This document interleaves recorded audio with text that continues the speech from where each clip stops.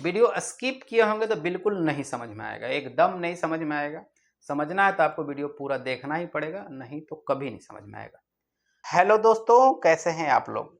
आशा करते हैं आप लोग बिल्कुल ठीक होंगे। आप देख रहे हैं चैनल फोकलिफ्ट एंड ईवी और आज आप लोग को बताएंगे हम ट्रांसमिशन के बारे में। ट्रांसमिशन जैसे 3 टाइप का होता है, manual transmission, semi automatic transmission, fully automatic transmission. जो आपकी 4 व्हीलरों में जो गियर बॉक्सेस होते हैं ना, उसी को ट्रांसमिशन बोला जाता है। वो 3-4 तरह का होता है। आपको आज पूरी डिटेल करेंगे। वीडियो शुरू करेंगे पहले, उससे पहले मैं आपसे बोलूँगा यदि चैनल पर नए हैं तो सब्सक्राइब जरूर कर लीजिएगा और बेल आइकन दबा लीजिएगा। वीडियो अच्छा लगेगा तो लाइक और शेयर जरूर करिएगा। चलिए वीडियो को शुरू करते हैं। देखिए, ट्रांसमिशन का मतलब ही होता है आपको ये जो ट्रांसमिशन, ये मैकेनिकल ट्रांसमिशन है। ध्यान दीजिएगा, ये मैकेनिकल ट्रांसमिशन है। एक होता है ट्रांसमिशन पावर ट्रांसमिशन, वो पावर बिजली सप्लाई करने वाला ट्रांसमिशन, वायर पावर को यहाँ से, वो अलग है। ये मैकेनिकल ट्रांसमिशन है, ध्यान दीजिएगा, ठीक है। तो मैकेनिकल ट्रांसमिशन होता क्या है, जो इसका मतलब ये हुआ कि आपका गियर बॉक्स, मतलब आपका जो इंजन का या मोटर का जो पावर है, तो घूमने की जो शक्ति है, या फिर किसी तरह का जो इंजन और मोटर जो आउटपुट दे रहा है, उसके पावर को किसी और तरीके से या किसी और दिशा में या किसी और स्पीड में या किसी और टॉर्क में कन्वर्ट करने को ट्रांसमिशन बोलते हैं। अब मैं बहुत सारी चीज़ें बोल दिया। डायरेक्शन हो गया, ठीक है, टॉर्क हो गया, स्पीड हो गया, ये सबको कंट्रोल करने वाला एक गियर बॉक्स होता है, उसको ट्रांसमिशन बोला जाता है। मतलब यदि इंजन से ले रहा है पावर, समझिए इंजन से 100 आरपीएम ले रहा है, 5000 एनएम का टॉर्क मान लीजिए, 5000 एनएम का टॉर्क है, ठीक है। तो गियर बॉक्स के आउटपुट में जरूरी नहीं कि 100 आरपीएम, ये 50 आरपीएम भी दे सकता है, 500 आरपीएम भी दे सकता है, 3000 आरपीएम भी दे सकता है, जरूरी नहीं। ये जो आरपीएम है वो डिफरेंस होगा। या फिर टॉर्क जो है 10 एनएम का भी टॉर्क दिया जा सकता है। यहाँ पे 100 एनएम का टॉर्क इंजन दे रहा हो सकता है, 200 एनएम का भी टॉर्क दिया जा सकता है, बराबर नहीं। या फिर यदि ये क्लॉकवाइज घूम रहा है इंजन, आउटपुट ये एंटी क्लॉकवाइज भी दे सकता है, क्लॉकवाइज भी दे सकता है। इंजन वर्टिकल चल रहा है तो आउटपुट में ये आपका जो गियर बॉक्स है हॉरिजॉन्टल भी आउटपुट दे सकता है, बराबर। इसको बोलते हैं पावर ट्रांसमिशन। पावर ट्रांसमिशन मतलब मैकेनिकल पावर ट्रांसमिशन नहीं, इलेक्ट्रिकल ट्रांसमिशन पावर की बात हम नहीं कर रहे हैं। ध्यान दीजिएगा, मैकेनिकल पावर ट्रांसमिशन जो गाड़ियों में गियर बॉक्स लगे रहते हैं।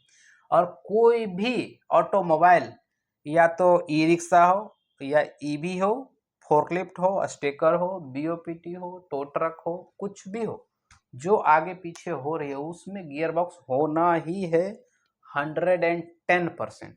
कोई नहीं काट सकता, क्योंकि मोटर की या इंजन की जो आइडियल स्पीड होती है बहुत ज़्यादा होती है। उसी स्पीड पे यदि आपका चक्का चलाया जाए तो मशीनें बहुत तेज चलेंगी, अथाह स्पीड में चलेंगी, जो कि मशीन को कंट्रोल करना संभव ही नहीं। और उसका टॉर्क बहुत कम होगा, मतलब ताकत जो है उसको चलाने का वो बहुत कम होगा। तो इसीलिए क्या किया जाता है कि आरपीएम कम करके टॉर्क बढ़ा दिया जाता है। आरपीएम कम करके, जितना आरपीएम कम करेंगे उतना टॉर्क बढ़ जाएगा। टॉर्क बढ़ जाएगा, आपको बताएंगे कैसे, उतना डिटेल में आज नहीं जाएंगे, वो अलग विषय है। आपको मेन ये समझा देंगे, manual transmission, semi auto transmission, fully auto transmission, main आपको ये चीज़ बताएंगे। हाँ देखिए, अब शॉर्टकट में आते हैं। अब इस पे आते हैं, बाकी चीज़ों पे अलग जाएंगे। आपको यह ध्यान दीजिएगा, खाली थोड़ा सा बता देता हूँ। आरपीएम जो होता है, आरपीएम मतलब समझते हैं, जो घूमने का जो स्पीड होता है उसको आरपीएम बोला जाता है, रिवोल्यूशन पर मिनट। 1 मिनट में कितना चक्कर घूमता है वो आरपीएम है। यदि आरपीएम बढ़ेगा, ठीक है, तो क्या होगा, टॉर्क घटेगा। अब टॉर्क क्या होता है वो मैं बता देता हूँ। टॉर्क घटेगा। अब देखिए टॉर्क क्या होता है। आरपीएम मतलब तो सीधा समझ गए, घूमने की जो स्पीड है, 1 मिनट में कितने चक्कर लगा रहा है, वो रिवोल्यूशन पर मिनट, वो आरपीएम।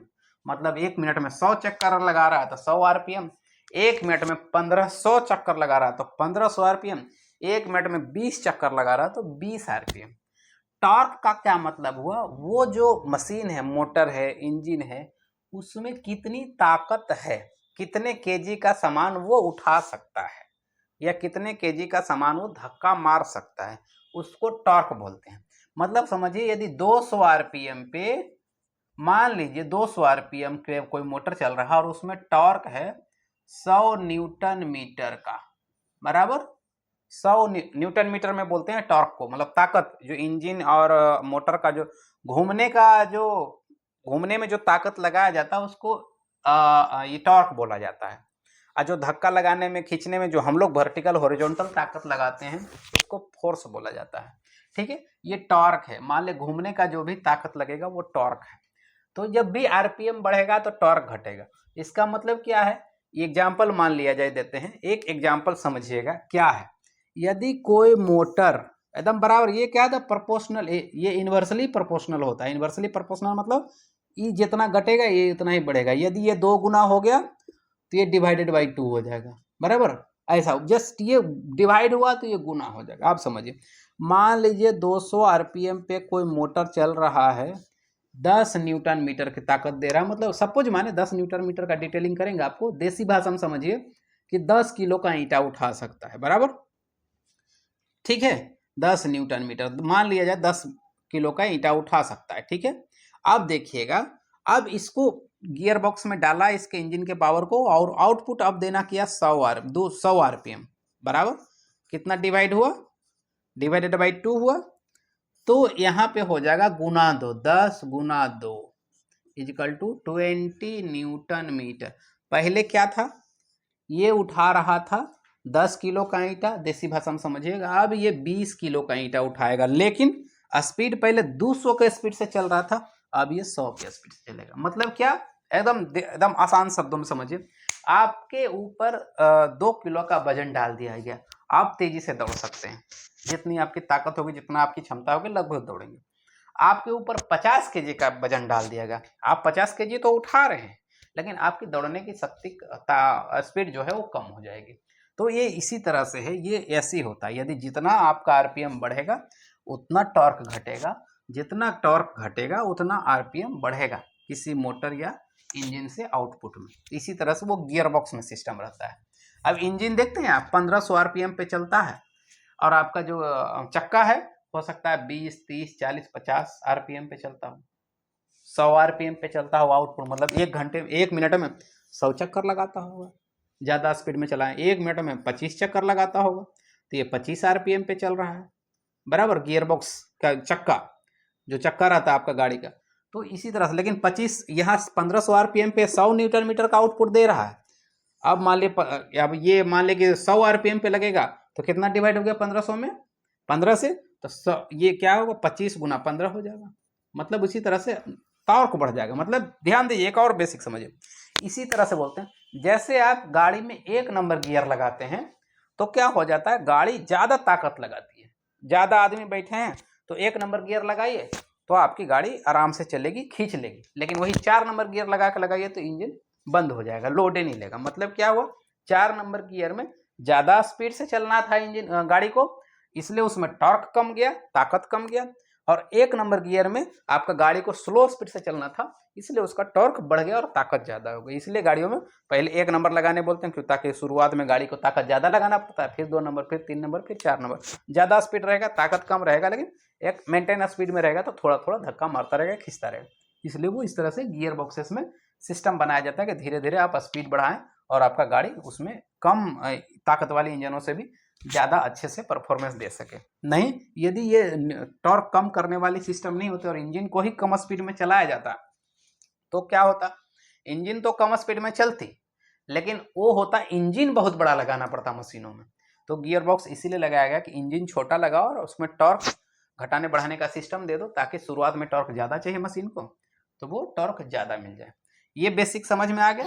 अब देखिएगा, बहुत पुरानी इंजन है, आपको वीडियो में आ रहा होगा, देखिएगा ये जो इंजन है, इसमें देखिए इंजन का स्पीड बहुत कम है, एकदम आराम से चल रहा है, लेकिन इसका टॉर्क बहुत ज़्यादा है। स्पीड बहुत कम है, टॉर्क बहुत ज़्यादा है। लेकिन इस तरह का टॉर्क पाने के लिए कम स्पीड में आपको इंजन का साइज बहुत बड़ा करना पड़ता है। इतने बड़े इंजन लगा देंगे तो एक कार जो अल्टो आती है, उतना बड़ा तो ये इंजन है, तो वो इसके लिए संभव नहीं। तो छोटा इंजन लगा के भी चलाया जा सकता है मशीनों को, फोर व्हीलरों को, गाड़ियों को, तो उसके लिए चाहिए कि आपका उसमें गियर बॉक्स लगाता है, ट्रांसमिशन लगाया जाता है, टॉर्क और स्पीड को कंट्रोल करने के लिए ट्रांसमिशन लगाया जाता है, वो ये हुआ ट्रांसमिशन।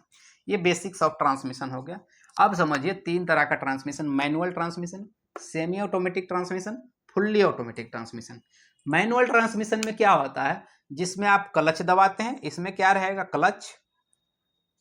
क्लच दबाते हैं और उसके बाद आप गियर लगाते हैं, गियर शिफ्टिंग करते हैं, मैनुअल गियर शिफ्टिंग करते हैं, गियर शिफ्ट, ठीक है, 2 चीज रहेगा। अब इसमें क्या रहेगा, सेमी ऑटोमेटिक ट्रांसमिशन में इसमें रहेगा आपको क्लच नहीं रहेगा, एक बताता हूं, क्लच नहीं रहेगा,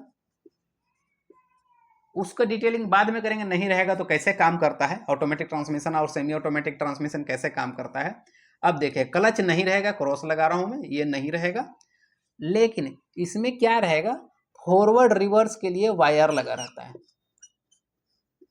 फॉरवर्ड या फिर रिवर्स के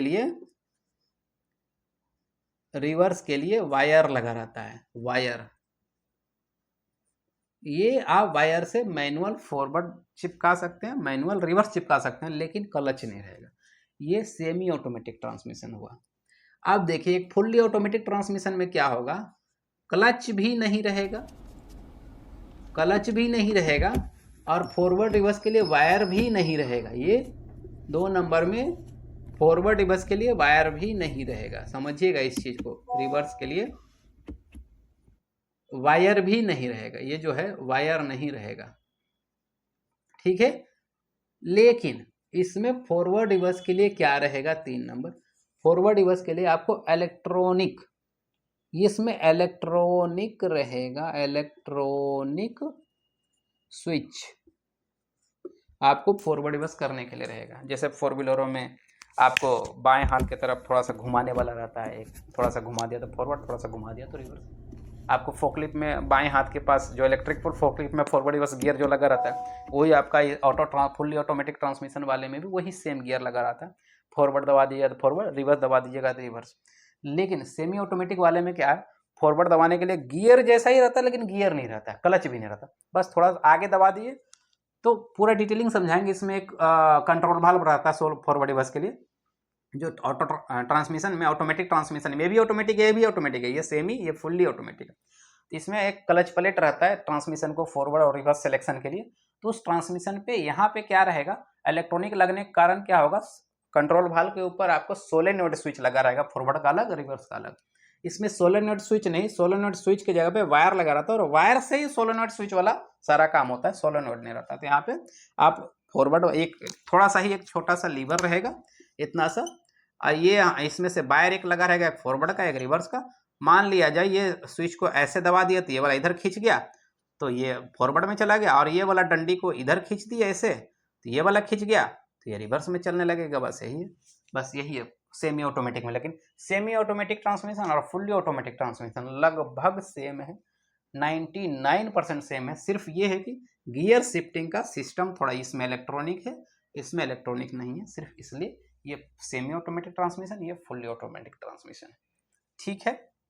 कैसा लगा वीडियो अच्छा लगे तो लाइक और शेयर जरूर करिएगा, चैनल पे हैं तो नए सब्सक्राइब कर लीजिएगा। चलिए वीडियो खत्म करते हैं, मिलेंगे किसी नेक्स्ट वीडियो में, तब तक के लिए जय हिंद, जय भारत।